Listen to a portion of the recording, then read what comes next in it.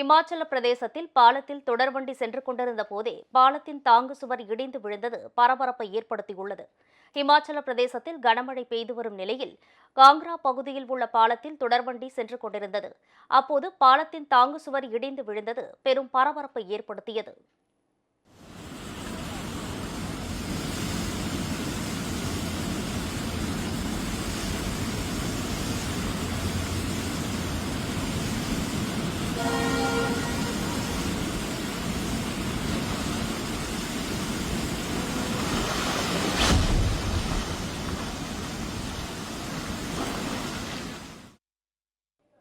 நூற்றுக்கணக்கானவர்களை ஏற்றிச் சென்ற தொடர்வண்டி சக்கி நதி பாலத்தை கடந்ததால் ஒரு பெரிய விபத்து தவிர்க்கப்பட்டது. தொடர்வண்டித்துறை சீரழிந்துள்ளதாக இமாச்சல பிரதேச மக்கள் கடும் கண்டனம் தெரிவித்துள்ளனர். ஆயிரக்கணக்கான பயணிகளுடன் பாலத்தின் மீது தொடர்வண்டி சென்று கொண்டிருந்த போது நடந்துள்ள இந்த விபத்துக்கு பிறகு பழுது பார்க்கும் பணிகள் துரிதப்படுத்தப்பட்டுள்ளன.